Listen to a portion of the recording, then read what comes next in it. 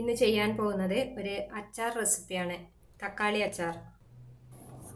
തക്കാളി ധാരാളം കിട്ടുന്ന സീസണിൽ ഇതുണ്ടാക്കി വെച്ചാൽ ഒരു വർഷം വരെ കേടുവരാതെ ഉപയോഗിക്കാം. ഒട്ടും വിനാഗിരി ചേർക്കാതെയാണ് നമ്മൾ ഈ അച്ചാർ ഉണ്ടാക്കുന്നത്. ഈ വീഡിയോ കണ്ട് നിങ്ങൾക്ക് ഇഷ്ടമാവുകയാണെങ്കിൽ ലൈക്ക് ചെയ്യാൻ മറക്കരുത്. അതുപോലെ സബ്സ്ക്രൈബ് ചെയ്യാതെയാണ് കാണുന്നതെങ്കിൽ മറക്കാതൊന്ന് സബ്സ്ക്രൈബ് ചെയ്യണം. അപ്പോൾ എത്രയും പെട്ടെന്ന് നമുക്ക് ഇതെങ്ങനെയാണ് ചെയ്യാമെന്ന് നോക്കാം. ടൊമാറ്റോ പിക്കിളിന് വേണ്ടി 1 കിലോ തക്കാളിയാണ് എടുത്തത്. ഇതുപോലെ ചെറിയ കഷ്ണങ്ങളായി മുറിച്ച ശേഷം മീഡിയം ഫ്ലെയിമിൽ വെച്ച് വേവിച്ചെടുക്കാം. നമ്മളിതിലേക്ക് ഒട്ടും വെള്ളം ചേർത്തിട്ടില്ല. കാരണം തക്കാളി ചൂടായി വരുമ്പോൾ ഇതിൽ നിന്ന് തന്നെ വെള്ളം ഇറങ്ങി വരും. ഇടവിട്ട് ഇളക്കി കൊടുത്തു വേണം ഇത് വേവിക്കാൻ. ഒരു ചെറുനാരങ്ങയുടെ വലുപ്പത്തിലുള്ള പുളി ചൂടുവെള്ളത്തിൽ കുതിർത്ത് വെച്ചിട്ടുണ്ട്. കുരു ഇല്ലാത്ത പുളി വേണം എടുക്കാൻ. തക്കാളി നന്നായി വെന്ത് വെള്ളം വറ്റി വരുന്ന സമയത്ത് പുളി ഇതിലേക്ക് ചേർക്കാം.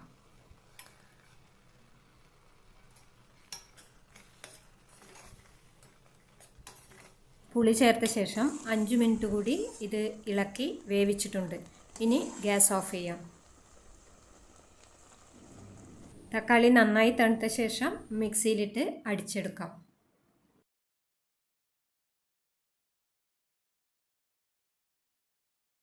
ഇതുപോലെ തരുതരുപ്പായി അടിച്ചെടുത്താൽ മതി.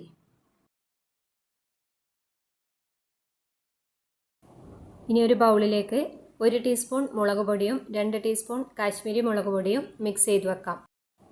പാൻ ചൂടാക്കാം. ചൂടായ പാനിലേക്ക് 1/2 കപ്പ് നല്ലെണ്ണ ഒഴിച്ചു കൊടുക്കാം.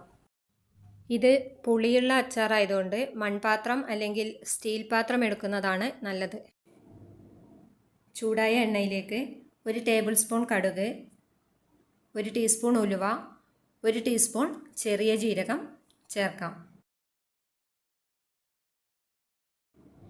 തീ ലോ ഫ്ലെയിമിലേക്ക് മാറ്റിയ ശേഷം ഇത് ചൂടാക്കിയെടുക്കാം. കടുക് പൊട്ടാനൊന്നും വെയിറ്റ് ചെയ്യണ്ട, നന്നായി ചൂടായാൽ മതി.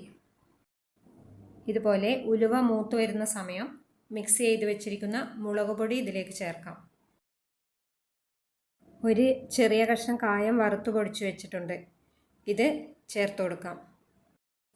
ഇതിന് പകരം കായത്തിൻ്റെ പൊടി ചേർത്താലും മതി.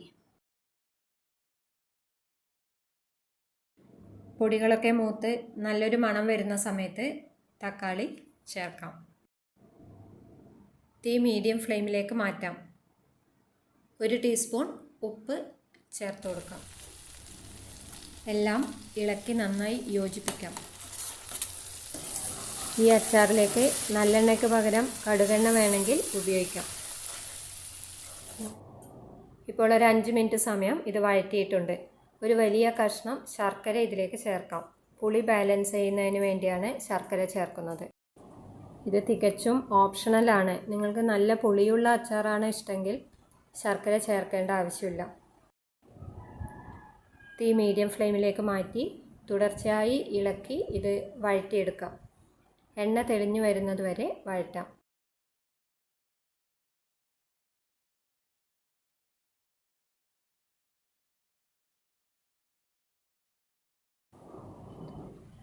പത്ത് മിനിറ്റോളം ഇത് വഴറ്റി കഴിയുമ്പോൾ ഇതിൽ നിന്ന് എണ്ണ തെളിഞ്ഞു വരാൻ തുടങ്ങിയിട്ടുണ്ട്.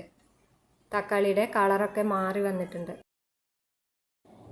ഈ സമയത്ത് സ്വാദ് നോക്കി ഉപ്പ് ആവശ്യമാണെങ്കിൽ ചേർക്കാം. ടേസ്റ്റി ആയിട്ടുള്ള ടൊമാറ്റോ പിക്കിൾ ഇപ്പോൾ റെഡി ആയിട്ടുണ്ട്. ഇനി ഗ്യാസ് ഓഫ് ചെയ്ത ശേഷം തണുക്കുന്നതിനായി മാറ്റിവെക്കാം.